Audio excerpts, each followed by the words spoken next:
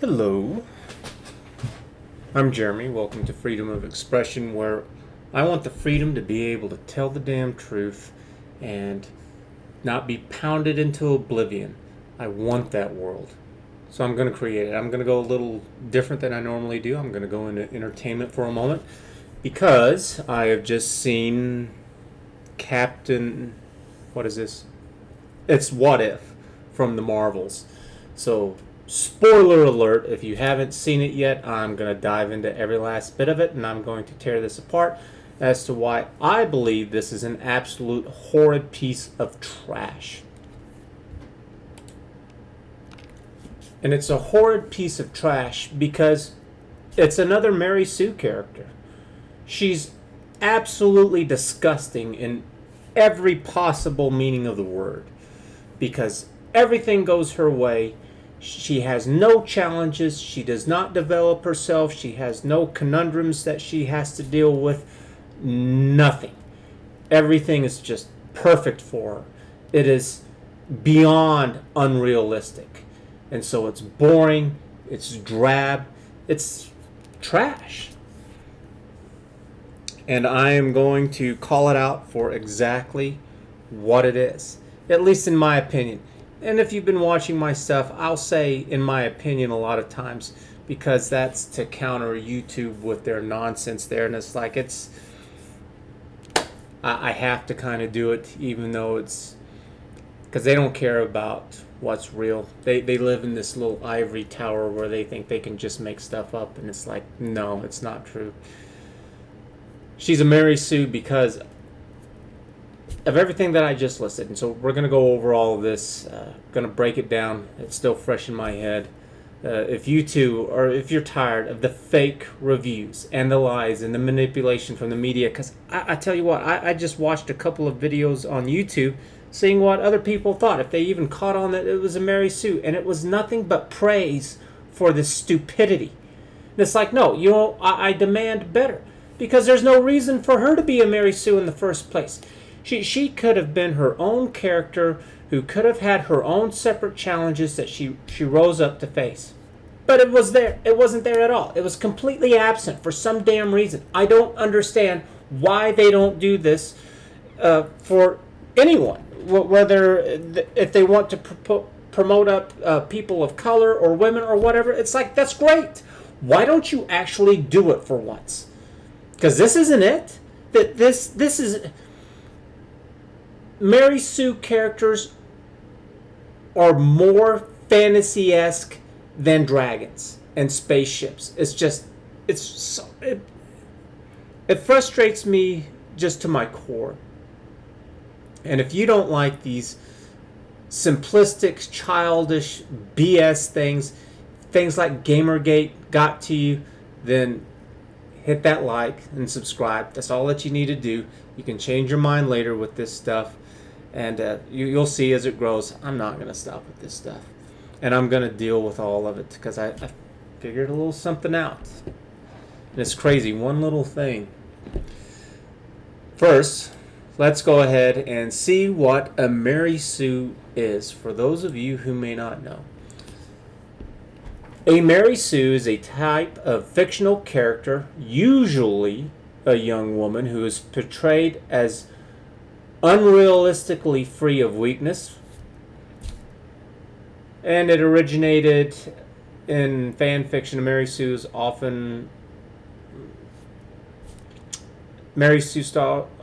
I don't know where they get this. Mary Sue stories are often written by adolescent authors. I don't know where you would get that with this. I don't know who the author is, but I wouldn't think. I guess adolescents in a maturity level that they have. Just because you might be in your 30s, 40s, 50s, or whatever, that doesn't mean that you're that mature. It was coined by Paula Smith as a character name in the 1973 parody short story, A Trekkie's Tale, which satirized ideal female characters widespread in Star Trek. It's a short little story. I've kind of read it a little bit. I think it was the story. And it's just where she knows everything. She saves Captain Kirk. Captain Kirk falls in love with her. She's smarter than Spock, and she ends up dying at the end, and everybody loves her, and she's given all these awards and stuff like this, and it's absolute garbage. Excuse me. Oh, in fact, right here, it has it right here. It's not a very long thing. However, the disease finally got to her. She fell fatally ill in sick bay. She was surrounded by Kirk, Spock, McCoy, all weeping unashamedly, unashamed at the loss of her beautiful youth and youthful beauty. It's stupid. What is that other Captain Marvel? Captain Marvel. Same thing. That movie doesn't make sense at all. And she has just nothing. Everything goes her way. If you don't know how bad of a movie Captain Marvel is, then you need to watch this video right here. It's titled Captain Marvel, an Unbridled Meh. And it comes from Mauler is the name of the YouTube channel. This one's got over 5.5 million views. It has 124,000 upvotes with only 8.5 downvotes. I tell you what, the people who downvoted this, I don't understand these people at all. It's like, did you not watch this? Do you not understand what he said? He goes through the entire movie because the entire movie is garbage. Watch the thing. Shut up and watch it from start to finish. It doesn't get any better. The whole thing. He starts referring to her as plank, as in a plank of wood, as a board of wood, because she has no character whatsoever. There is nothing that goes on with this woman at all. And you know what the pathetic, sad thing is? Is that they could have. And they should have. They could have propelled her up to be this incredible person, and they don't. Instead, she's just given these powers. Nobody can stop her. She's got the answers for everything. She's just, I am woman, hear me roar, because we don't know. We don't know at all. It's ridiculous. It is the same thing with Captain, I guess, Marvel or Britain or what's her name? I don't know. They took out all the best parts of Captain America and they made this. Because she doesn't have any challenges. Steve Rogers, at the beginning, about quarter of the movie, or maybe even half of it, he's being beaten or humiliated in some way. He's a guy who's too small, too thin. He's got health problems that he fails whenever he tries to get into the army because of all of these health issues that he has. His friend Bucky has to bail him out of fights. He is uninteresting with the girls. The girls don't like him at all. They just ignore him. He's got nothing going for him at all. But he manages somehow to befriend Dr. Abraham Eriskine. I don't know how to say his name. And all you have to do is watch this scene. So it's right here, Captain America, the First Avenger, 2011. The Doctor tells Steve Rogers about Red Skull. And this is from many movies. And Steve Rogers is asking, why pick me of all the people to pick? I suppose that is one question of it. This is from Listen. So many people forget that the first country the Nazis invaded was their own. You know, after the last war, that people struggled, they were weak, they were small, that Hitler comes along. And see, the Doctor gets to choose anybody that he wants to. And there are all these other people, all these other soldiers who are a lot stronger and healthier and willing to obey orders, and he rejects them. Picks this scrawny guy instead. It's a big show, it's flags. And he hears of me, my work, and he finds me. And he says, you. He says, you are next to me. Well, I am not interested. So he sends ahead of Hydra. his research division. And I like this guy. I forget who he is. He plays in that movie To the Center of the Earth or something like that. They built some kind of drilling ship that goes to the core to, what was it, restart the core because it was slowing down, and they used nukes to...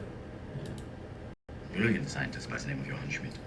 Now, Schmidt is a member of the inner circle, and he's ambitious. He and Hitler share a passion for occult power and Teutonic myth. Hitler uses his fantasy. Let me skip to it.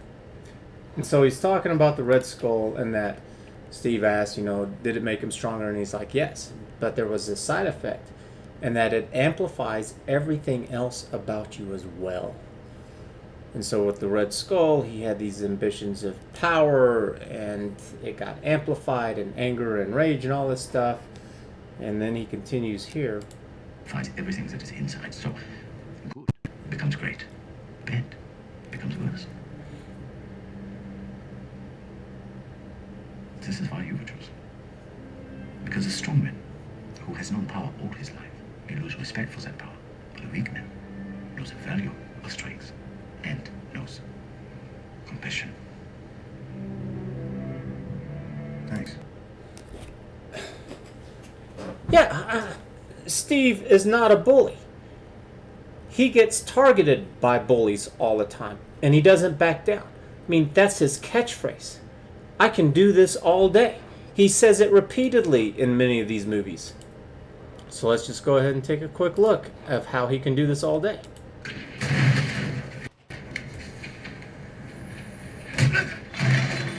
And then Captain Britain or whatever, this doesn't happen to her. Nothing. She has no character whatsoever. You know nothing about her. You do not know if she's a good person or a bad person or nothing. There's just an explosion there whenever Steve is on the table.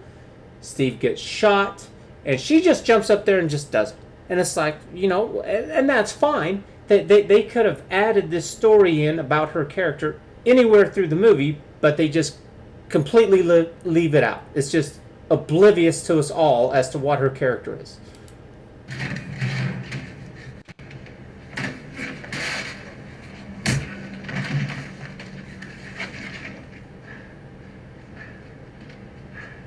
You just don't know when to give up, do you? I can do this all day. And that's it. He's doing this because he's got good intentions. That he wants to help out. He's not going to be a coward. He may be small, but don't overlook him. And he doesn't do it for nefarious reasons. So.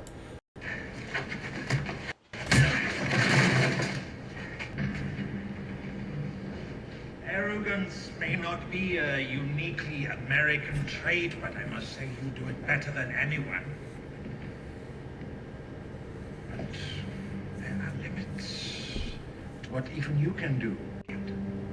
Or did Erskine tell you otherwise? He told me you were insane. Man, I don't understand some of these people. This should have been like a 5-second scene, and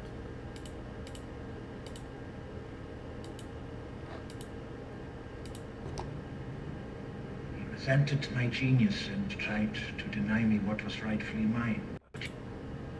I'm just a kid from Brooklyn.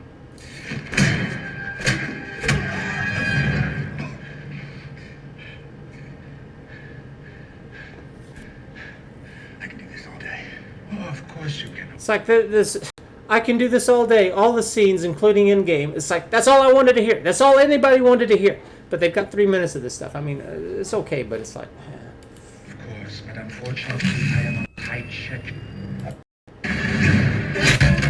Analyze his fight pattern. Scanning. Countermeasures ready. Let's kick his ass.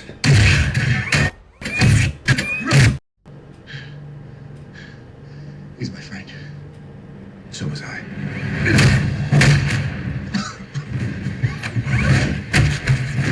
Stay down. Final warning.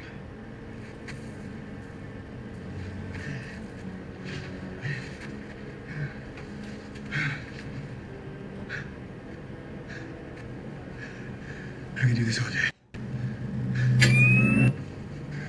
Oh, you got me shit. Eyes on Loki, 14th floor.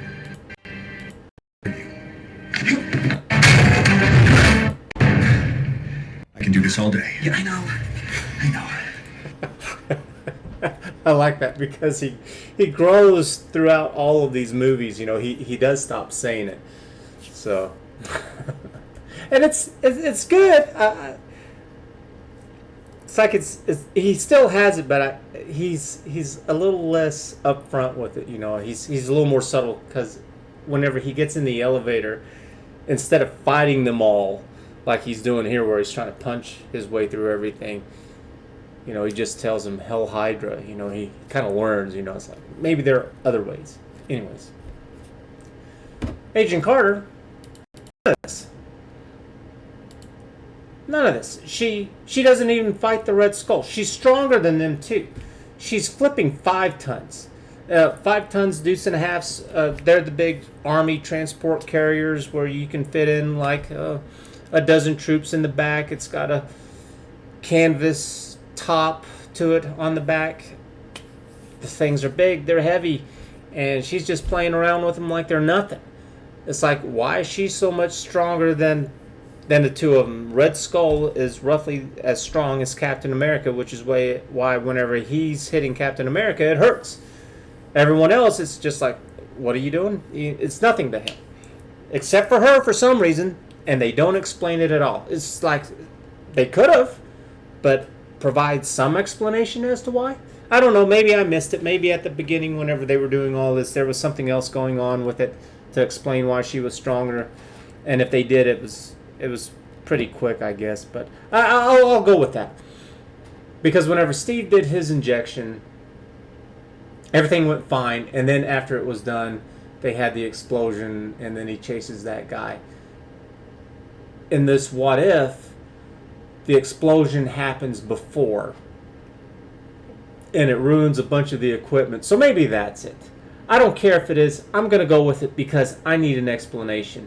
And it's not going to be, well, she's a woman. It's like, no, that doesn't fly for me. And that's the most aggravating thing. It's that you can make reasons for doing it if you want to. It's like, that is something that I just thought up right now off of the top of my head. I just watched this damn show like not even an hour ago. And it's like, fine. They were worried about losing their chance to be able to inject somebody with all of this. There was nobody else around. And so she just gets in and she does it, and everything's flickering and sparking or whatever. And you can say maybe it was just sparking just the right way with the machines, that it gave her an extra jolt of energy or whatever, and that's why she's stronger. It's like, okay, I guess. I don't know why you need to, but if you want to, you know, at least you can explain it. Other than she's just a woman.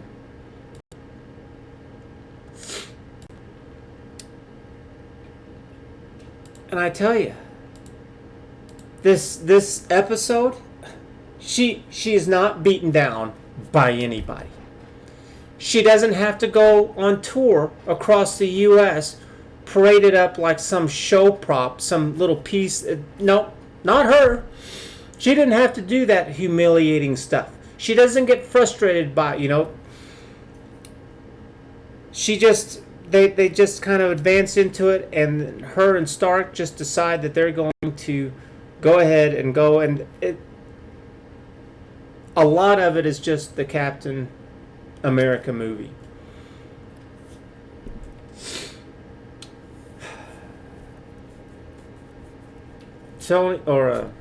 Steve ends up living after he gets shot. Tony builds him an Iron Man suit. I don't know how or why he's able to do this. I mean, it seems... Why wouldn't he have done this anyways in the original timeline? They could have used an Iron Man suit then, so what was different? They don't explain that either, and it's... I didn't like that either. She doesn't have a best friend in this. And that matters because Steve Rogers loses Bucky at the end of it, and for all that he knows and that we knew at the time, yeah, Bucky dies. It's like, that's it. He's gone, you know, and She doesn't lose anybody. Not her. What else happened?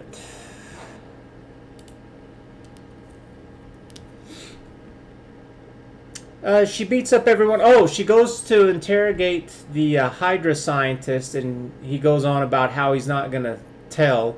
And, of course, he told her everything that they needed to know. How convenient.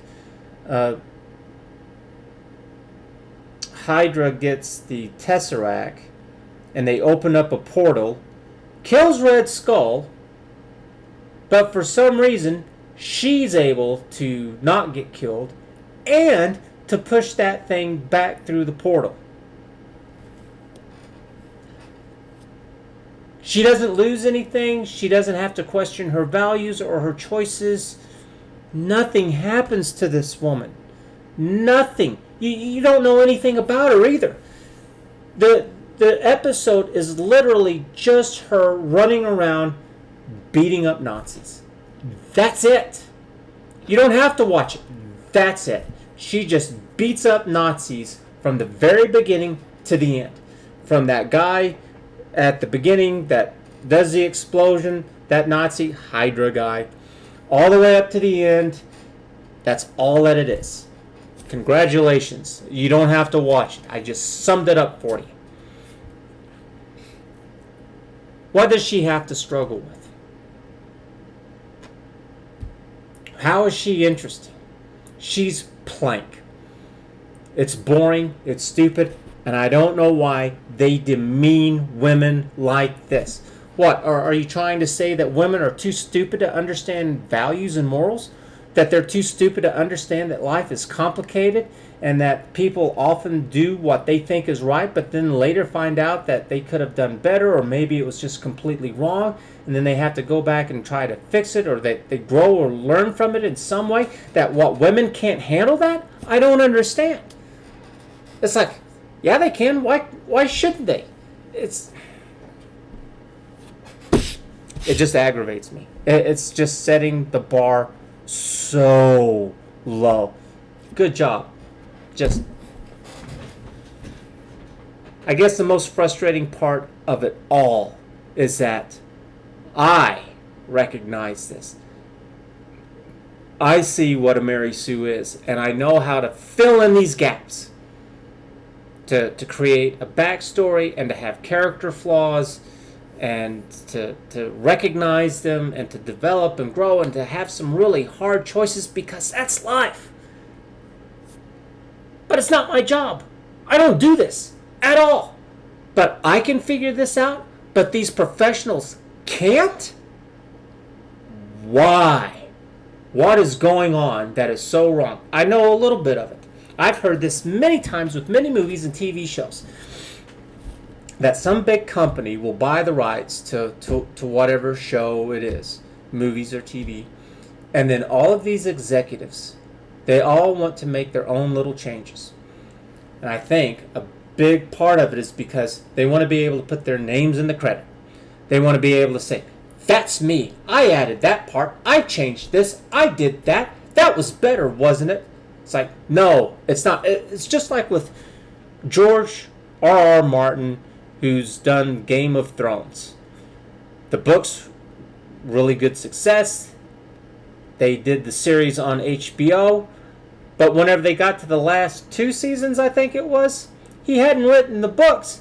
And these other 2 guys who were the directors who were doing the episodes, they didn't have any material to work off of. And George R.R. Martin wasn't going to do anything with them because he's like, I still have to write the books. I'm not going to do anything. And those guys failed horribly at it. You know why? Because whenever George R.R. Martin wrote that stuff, that guy, he's a historian. He knows about what happened in history. He knows about other nations and their political structure. And he took all of these elements, and it takes him like a year or more to be able to write one book, which is why it's taken so long. So I know that there's one episode called The Red Wedding. It's really tragic with what happens to it. And he took that from kind of a real life experience that happened somewhere in England, I believe, if I remember correctly. And he he talks about making his characters gray, where there's no good or evil, and you think one character is good, but you find out that they're really kind of evil, and you think this other character is evil, but it's kind of like, no, it actually has some sense as to why that they do it, because it's more real life. Whenever those two idiot directors, though, were left to their own devices, they were like, well, we just did this because we wanted to have a surprise. You know, we just wanted to do a plot change for no reason. We just wanted to throw a little spin in there, and everybody hated it because you just can't do that stuff. It takes really talented people to do this. That's why they're not a dime a dozen. And these executives get in there, and this is what they do. They're like, oh, well, anybody can do this. It's like, no, you can't. And they botch these things up all the time. And I would not be surprised for 1 second that there were these executive people in charge of this who said, well, she just needs to succeed because she's a woman, and women are great just because. It's like, no, you are lying. Women are great, and there's reasons for it, and you just gloss over it all. You are insulting women. Screw you. And so if you believe that women are great and shouldn't be demeaned like this, give this video a like, give it a thumbs up. I hope you've enjoyed something different than just politics, and we'll catch you again later. Thanks for watching. Bye.